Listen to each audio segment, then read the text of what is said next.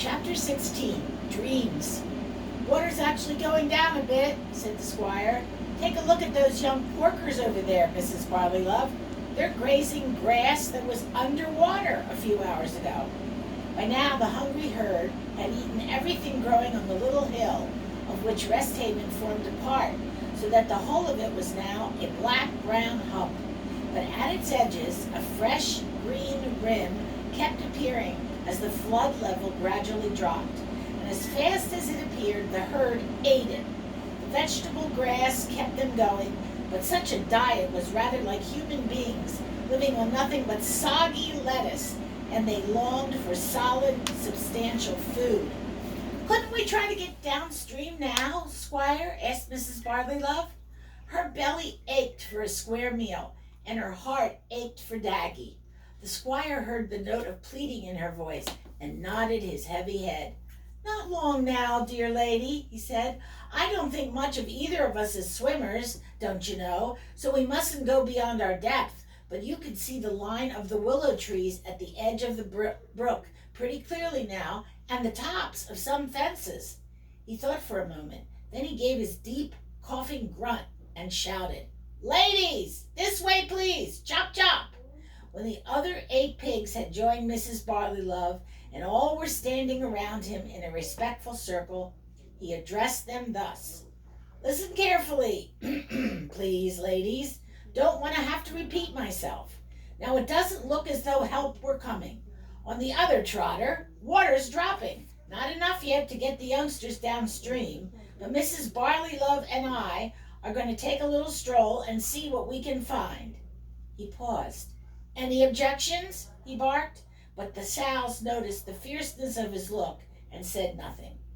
"All right then," said the squire, "look after the herd, and ladies, one last thing, do not attempt to follow us."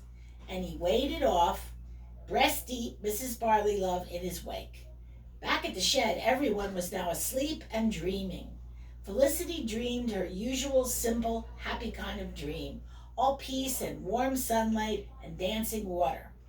The pigman's dream was more complex, and like his waking thoughts, concerned food. A dream smell of roast suckling pig ran up his flaring nostrils, and he stirred restlessly in the barley meal bin, his white-lashed eyelids fluttering. Daggy was having a nightmare. He lay in a pool of sunlight by the door, but in his mind he was back in Resthaven before the flood, playing king of the castle, jumping on his mommy's big stomach. Outside the shed, the real sun disappeared behind a cloud bank, and the pool of sunlight was no more. And in his dream, too, the day turned gray, and his mommy vanished, and something horrible was coming toward him, something huge and fat and white. The pigman had settled so low in the barley meal that eventually he snored some of the floury stuff right up his nose. He woke up and rubbed his face with his hands so that now he was white from top to toe. His brain received a message: "I am thirsty." He lifted himself out of the barley bin. Then everything happened at once. Daggy woke and squealed with terror as his nightmare became reality. Felicity the duck woke, and thinking her friend to be in danger, flew at the pigman's head. The pigman put up his hands to ward her off, tripped as the piglet dashed between his legs, stubbed his toe in the doorway, caught his foot in a branch outside, and like a great tree falling, crashed into the water and sank below the surface. As Daggy and Felicity watched horrified, they saw on the far bank 2 great spotted figures galloping down toward the pool, and they heard in the distance a strange clattering noise. The pigman's head broke through the surface of the water. "Help!" he roared. "Glug, glug, glug, glug," and down he went again. Chapter 17, The Big, Strange Bird. Back at Resthaven, things were looking up. To be more exact, pigs were looking up at a big, strange bird in the sky. They had heard the bird before they had seen it, for it had a loud, rattling voice, and they raised their heads and watched it appear over the eastern hills. It flew down the valley toward them, pausing over the mill with its ruined pond, and again over the farm buildings, now almost empty of water. Its glassy eyes twinkled in the bright sunlight, and its wings whirled above its body at great speed. Suddenly it saw the herd in Rest Haven, and it darted sideways toward the pigs and hovered above the little hill like some huge hawk, so low that they could feel the terrible wind of it. None of the pigs had ever seen a helicopter before, and they galloped around in panic. But the bird came no lower, so they gathered in a nervous huddle and watched as a hole appeared in its side and a brown object fell out of it. "It's laying eggs on us!" shouted Mrs. Grubguzzle in alarm. But before the words were out of her mouth, the brown object hit the ground and burst open.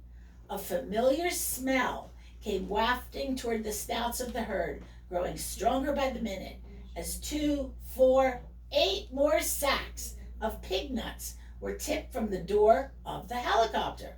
Then it turned and slid away westward toward the line of the brook.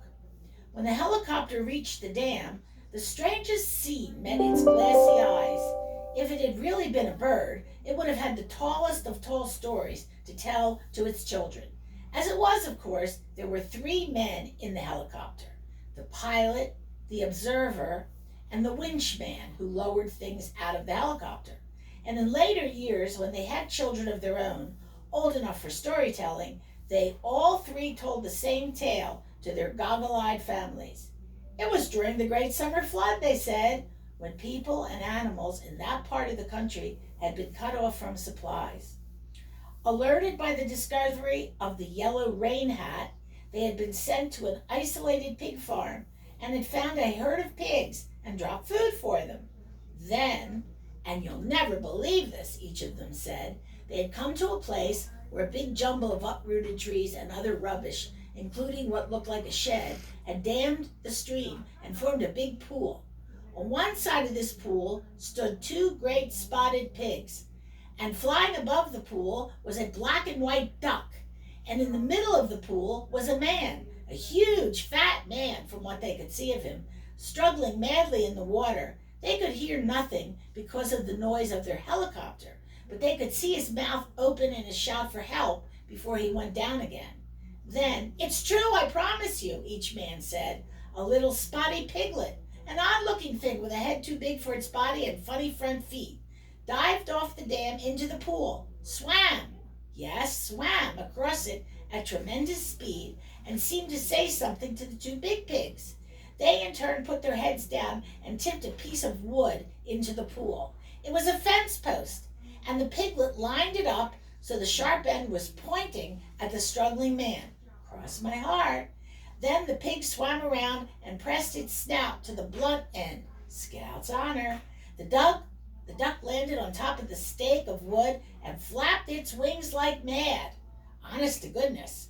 And the piglet swam like crazy, and the wooden stake went whizzing across the pool like a tornado.